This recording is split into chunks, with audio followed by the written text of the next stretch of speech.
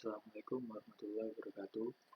Nama saya Randy Rizaldi, NIM 037. Di sini saya akan mempresentasikan tentang streaming server. Yang pertama, kita baca outline-nya dulu. Yang pertama itu streaming server itu apa, terus bagaimana cara kerjanya, terus perbandingannya streaming sama download itu apa aja, network protokol yang digunakan, kemudian provider streaming data service di bumi ini, di seluruh dunia ini apa aja. Mungkin penjelasannya nanti hanya sebagian besarnya aja. Terus kemudian apa yang selanjutnya apa tentang yang streaming server ini, apakah ada perkembangannya lagi atau bagaimana. Yang pertama, apa itu streaming server? Streaming server adalah penyedia konten audio dan video yang diakses secara real time melalui jaringan komputer, terutama melalui internet. Servernya itu diakses melalui web atau aplikasi khusus. Kemudian cara kerjanya, ada di 4 langkah di sini, bagaimana streaming itu bekerja. Yang pertama itu dari usernya mengunjungi web atau aplikasi dari server streamingnya tersebut. Terus kliennya itu secara langsung requestkan ke web server dulu. Dari web server tersebut prosesnya di requestkan ke media servernya. Setelah media servernya langsung mengirimkan ke kliennya. Jadi tidak kembali lagi ke web servernya. Jadi langsung dari media server dilangsungkan langsung ke klien. Jadi klien bisa menikmati video yang mereka streaming atau audio yang mereka streamingkan. Dan di sini klien harus menggunakan semacam kayak codecs namanya, yang untuk mendekode atau audio dan videonya. Jadi beberapa aplikasi kan juga perlu codecs terkhusus kayak Apple QuickTime. Terus kalau Windows itu ada Windows Media seperti itu kira-kira. Terus bedanya streaming sama download itu apa secara perbandingannya? Ada beberapa poin, yaitu akses, kecepatan, kualitas, tipe file, servernya, terus apakah bisa multiple usernya itu bagaimana, terus tentang copyright. Yang pertama tentang terkait akses. Yang pertama streaming itu biasanya secara real time. Jadi kita bisa aksesnya dari mana saja dan di waktu yang waktu kita mungkin lagi nongkrong atau apa. Jadi kita bisa aksesnya itu real time. Jadi bisa diakses dari manapun dan kapanpun. Terus kalau kita download itu unpredictable. Kalau unpredictable itu ya kita kalau pengen misal download film di situs yang itu, ya kita cuma download aja. Sebenarnya sih bisa ngakses, cuman maksudnya bisa streaming juga, cuman sebagian besar orangnya itu orang di sini sukanya download kalau yang sekarang. Jadi mereka bisa nonton itu kapanpun dan dimanapun, cuman kendalanya itu tersimpan di hard disknya mereka atau di memori HP-nya mereka. Terkait kecepatan, kalau streaming itu more speed less reliability. Jadi streaming itu gak tergantung dengan yang namanya koneksi yang gak stabil, tapi butuh bandwidthnya juga besar juga. Meski kalau secara pelaksanaan itu kecepatan dari untuk streaming, terutama bandwidth yang digunakan user itu ya cukup kecil sebenarnya. Jadi nggak kecil-kecil amat, nggak gede-gede amat. Jadi sedangkan lah gitu. Tapi itu bisa mempengaruhi dari streamnya juga. Jadi kalau streaming, kalau di jaringan itu namanya paket loss. Kalau Kalau kita streaming, kalau ada paket loss itu dia nggak akan terputus-putus, jadi dia tetap bisa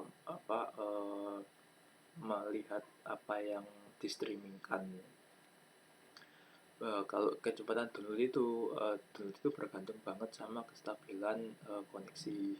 Kalau ada paket loss, maka bisa kemungkinan besar downloadnya atau file yang di download itu ada korup. Jadi misal kayak yang pernah mengalami ya, pakai IDM, udah kenceng nih, udah kenceng kecepatannya nih, sampai anggap aja 10 Mbps, MB besar, MB besar. Tapi uh, setelah 99% ternyata tiba-tiba tinggal 1% korup. Nah, itu kan bisa terjadi karena kestabilan kondisinya juga kurang. Jadi kalau untuk download itu memang transfer data dari server ke harddisknya mereka dan disimpan di harddisknya mereka itu. Makanya perlu banget kondisi yang stabil. Terus tentang kualitas, yang saya sampaikan tadi, kalau paket loss yang di streaming itu uh, istilahnya nggak ada masalah gitu kalau ada paket loss. Yang penting dia bisa nampilkan dari apa yang diminta klien gitu. Jadi istilahnya dia akan kirim-kirim terus. Jadi paket loss itu ya nggak ada masalah gitu.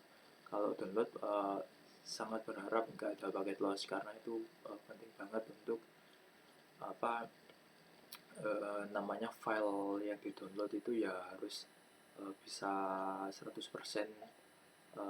nyampe gitu datanya. Jadi nggak ada yang terbuang di tengah jalan. Nanti kan misal kalau ada, mungkin yang pernah download film, kalau download film anggap aja udah berhasil nih 100%, cuman file ya ketika kita play itu mungkin ada yang kotak-kotak atau yang kadang ngeblank. Nah, itu bisa dikarenakan ada paket loss yang terjadi. Jadi kita udah download full, cuman yang di download itu nggak full banget paketnya. Kemudian ada tipe file. Untuk streaming ini all for one, kalau download ini one for all. Nah, kalau streaming maksudnya all for one ini kayak kita streaming di YouTube. Streaming di YouTube. Kita nonton video di YouTube. Nah, video ini kan diakses banyak orang. Jadi semua orang itu mengakses di satu video. Sama kayak kita nonton TV. Kita nonton TV ya, misal di salah satu channel orangnya banyak, ada 100. Nah, streaming itu modelnya kayak gitu. Kalau tipe filenya, jadi filenya itu diakses secara bersamaan dari semua orang. Jadi bisa multi gitu. Kalau download ini satu filenya diakses untuk semua orang. Jadi satu file yang di download itu diakses oleh semua orang. Jadi bedanya streaming sama download itu kalau streaming semuanya diakses satu orang. Kalau download satunya itu diakses semua orang. Kemudian ada servernya ini ada menggunakan protokol. Kalau streaming itu pakai UDP, kalau download itu pakai TCP. Untuk protokolnya itu pakai RTSP. Untuk streaming ya RTSP, ada RTP, ada RTCP. Kalau download itu bisa pakai HTTP, HTTPS, FTP atau FTPS. Terkait dengan multiple user, ini ada multicast sama unicast. Jadi terus kemudian tentang copyright ini, yang streaming pasti legal. Ya, kalau menurut saya sih kalau streaming itu pasti legal. Kayak Netflix itu pasti legal. Kalau download terkait copyright itu pasti sebagian besarnya ilegal. Jadi contohnya yang terkait multicast ini, contohnya itu kayak eh, ketua kelas ngirim notifikasi ke grup. Nah itu streaming, ketua kelas ngirim notifikasi ke grup. Itu termasuk dengan multicast. Kalau download itu kan pakai unicast. Unicast itu sama kayak kita japri-japrian sama ketua kelas. Jadi ngobrolnya di satu chat WA, yang kalau multicast itu ngechatnya di grup. Kemudian ini biasanya TCP dan UDP, istilahnya itu TCP itu dapat diandalkan. Nah kalau UDP itu nggak dapat diandalkan. Jadi bedanya cuma dari cara apa ya, kayak pengkoneksiannya gitu. Kalau TCP itu kalau ada sambungan terputus maka dia harus ulang lagi dari awal. Kalau UDP itu meskipun ada satu yang terputus, dia akan terus mengirimkan gitu ke broadcast datanya yang mau ditransfer itu apa, entah itu hilang dimana. Kalau hilang ya dia ngirim lagi, kalau hilang ya dia ngirim lagi. Nah kalau TCP ini harus diulang dari nol. Jadi kalau kayak yang in case-nya IDM kan dia kan memecah beberapa file size-nya jadi beberapa paket. Nah misal ada salah satu paket yang korup misalnya, atau memang jadi mungkin ada yang korup di secara koneksi, ada yang korup secara datanya. Kalau secara koneksi TCP akan harus meminta bagian yang hilang itu dikirimkan ulang. Jadi misal udah nyampe 55% downloadnya, nah, kalau ada yang hilang atau kondisinya putus, maka ya mau nggak mau akan harus diulang dari 0%. Jadi kita download lagi. Terus yang kedua itu TCP itu berurutan ketika mengirimkan dua pesan sekaligus. Kalau UDP itu nggak ada urutannya, jadi satu atau satu demi satunya. Jadi terus kemudian yang ketiga itu TCP itu berat, yang kalau UDP itu ringan. Saya berharap ini sih simpelnya dari TCP. UDP TCP itu kayak atau transmission protokol itu kayak protokol yang bekerja seperti orang melihat musisi bernyanyi secara langsung dengan membayar tiket. Kalau UDP itu protokol yang bekerja seperti orang melihat konser gratis di area terbuka. Jadi sebenarnya sama-sama melihat orang nyanyi, orang yang lagi konser. Cuman bedanya kalau TCP itu kayak kita ngelihatnya secara eksklusif gitu. Jadi kita bayar secara eksklusif lah. Kalau kita nggak bayar ya otomatis kamu nggak boleh masuk. Kamu harus bayar dulu ketika kamu ingin nonton konsernya. Kalau UTV sama kayak lihat konser gratis di area terbuka, semua orang bisa ngelihat, cuman ada beberapa orang yang mungkin agaknya kejauh, dia posisinya kejauhan jadi nggak bisa nonton secara langsung. Otomatis dia kan harus nyari angle untuk nonton yang tepat, untuk bisa sepengalaman dengan orang yang paling depan sendiri gitu. Kira-kira seperti itu. Kemudian yang ini unicast sama multicast yang sudah saya jelaskan tadi. Kalau unicast itu secara japri istilahnya, jadi point to point. Kalau multicast itu kayak kita memonitor kelas ke anggota kelas melalui grup WhatsApp. Jadi kalau multicast metodenya itu untuk mengirimkan sebuah paket data ke banyak host yang berada dalam grup yang sama. Kemudian tentang RTP, RTCP, RTSP. Nah, ini kemarin saya buatnya di pen, jadi mungkin agak jelek. Jadi ada user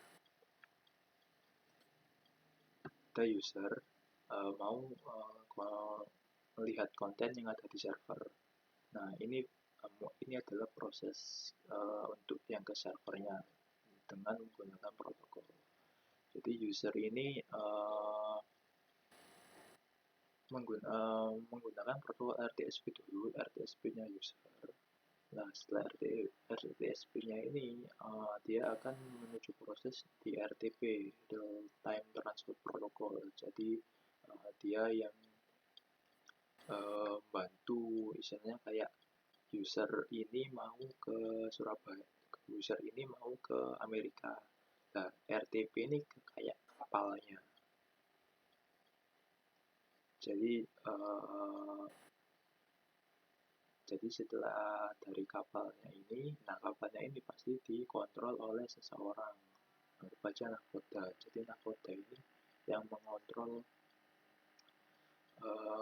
jalannya kapal itu supaya berhasil, supaya sampai dengan tujuan. Nah, di dalam proses controllingnya ini dia akan menentukan arah. Dia pasti balik ke pelabuhan ini. Pelabuhan ini dulu, nanti baru bisa nyampe ke Amerikanya gitu. Jadi real time control protocol yang di sini itu benar-benar mengontrol apa paket-paket yang masuk di kapalnya dia. Jadi dia itu yang mengontrol. Jadi istilahnya ini nakodanya. Nah, tentang kalau RTSP ini gambaran besarnya itu semacam kayak kita ngeplay ke play terus pause terus stop atau rewind. Nah, itu ada di RTSP. Jadi kenapa RTSP-nya ada dua? Nah, jadi misal kita play di sini, otomatis RTSP di sini juga akan mengatakan harus play. Jadi nggak mungkin kalau di sini play, di sini jadi stop. Nggak mungkin. Itu namanya kondisinya nggak nyampe ke sini masalahnya. Nah, kalau caranya gambarnya gitu. Jadi RTSP ini kita kayak controlling di sisi usernya itu apakah play atau apakah nge-pause ataukah nge-rewind ataukah mempercepat dari videonya tadi. Kemudian itu secara untuk cara kerja protokolnya yang menurut saya yang setelah saya pelajari. Kemudian ini ada buffering. Saya membagi ada tipe buffering. Ada dua, buffering yang ngeselin sama buffering yang ngangenin. Kita bisa lihat sih dari icon yang di sini itu ini kan kondisi buffering. Mungkin kita sebagian besar dari kita pasti tahu lah namanya buffering itu apa. Nah, kalau buffering yang ngeselin itu bandwidthnya kecil dan terjadi buffering, sama kayak kita jaringannya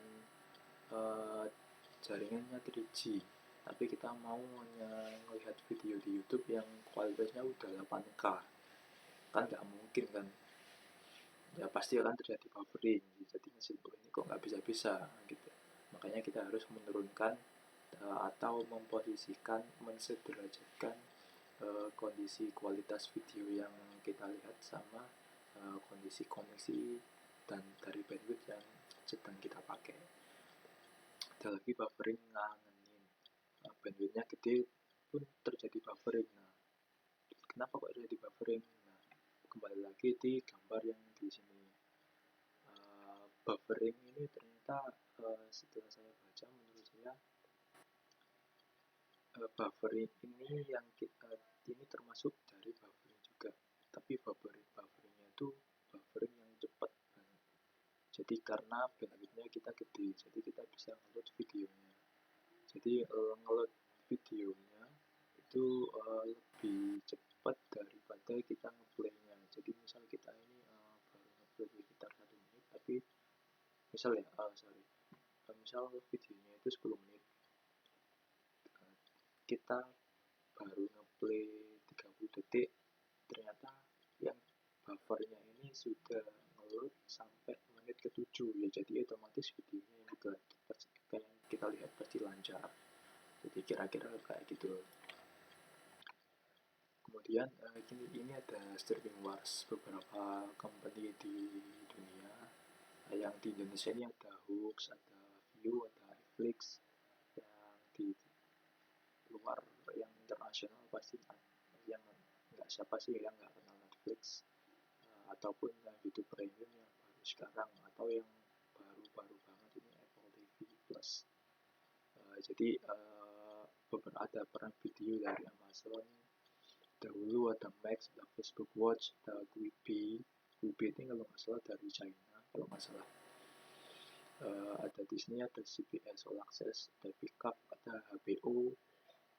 HBO ini biasanya sih yang sering sih di TV ya, cuman dia ada streaming sendiri kok.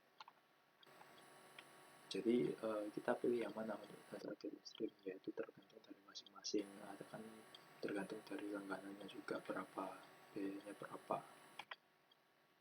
Kemudian ini untuk yang musik streaming, ini ada yang pasti kita kenal itu ada Spotify, ada Apple Music, ada Amazon Music, ada YouTube Music. Yang ini ada beberapa Tencent Music sekitar ini. Jadi ini dari Counterpoint untuk datanya tahun 2019, jadi year on year. Kemudian ya, what's next dari streaming ini selanjutnya mau diapakan? Apakah cuman audio video aja itu termasuk streaming atau bagaimana? Ternyata sekarang itu adalah namanya ada game streaming atau cloud gaming. Nah, ini sebuah teknologi baru juga yang udah sekitar mungkin 2018 kalau nggak salah, atau 2019. Itu ada namanya game streaming atau cloud gaming. Nah, ini beberapa project yang terkenal itu ada Stadia ini dari Google, ada Nvidia GeForce, ada Apple Arcade, ada PlayStation Now, ada Project Xcloud dari Microsoft yang tergabung dalam Xbox-nya dia. Nah, di sini game streaming itu tadi kan ada dua ya. Kalau streaming itu nggak terlalu memperhatikan namanya paket loss. Nah, masalahnya di sini adalah terkait game, kita harus sebisa mungkin nggak ada paket loss. Jadi kalau game ada paket loss sedikit atau mungkin koneksinya nggak bagus kan pasti kan lag jadinya. Apalagi ini game streaming, jadi kita bisa main game ini di laptop yang istilah spek-speknya nggak terlalu bagus, tapi yang kita streaming di spek yang bagus. Jadi perusahaan-perusahaan ini minjemin servernya mereka untuk kita pakai buat main game, tapi lewat streaming, jadi lewat internet. Nah, yang khususnya ini sangat bergantung banget sama dua protokol tadi, TCP sama UDP. Jadi kalau TCP-nya untuk memperbagus koneksi, untuk biar koneksinya bagus banget, kalau UDP-nya untuk mengirimkan data dari server game streamingnya ke sisi klien dan sebaliknya gitu. Jadi ini sih mungkin masih riset juga terkait yang ini. Jadi ada beberapa perusahaan juga, ada namanya Pascas, kalau nggak salah Pascas atau apa gitu, itu dia ada teknologi untuk memperbaiki atau memperbaiki kondisi ketika dilakukan game streaming.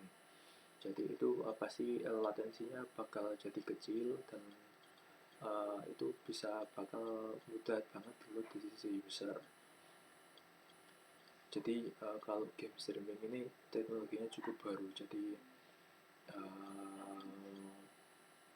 kalau menurut saya ya memang butuh banget kondisi yang stabil, juga bandwidthnya gede juga, karena kan istilahnya kan kalau kita streaming ngambil dari server yang di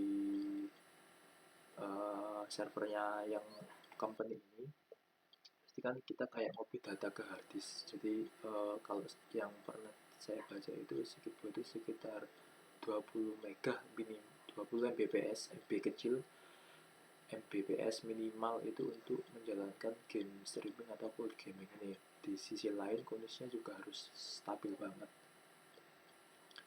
Dan karena kan sama kayak kita ngopi data, istilah gampangnya kalau kita ngopi data dari server ke sisi klien itu kan otomatis kan tarik ulur, jadi harus stabil banget karena ini terkait game, karena game itu kalau ada paket loss sedikit pasti nge-lag. Nah, kira-kira seperti itu kalau dari saya untuk kedepannya tentang streaming ini. Tapi nggak tahu nanti atau apakah ada streaming, tipe-tipe streaming yang lagi selain game, audio dan video, ya mungkin kita nanti bakal tahu lah kedepannya. Ya, terima kasih. Kira-kira itu dari saya. Apabila ada pertanyaan mungkin bisa diajukan. Saya akhiri. Assalamualaikum warahmatullahi wabarakatuh.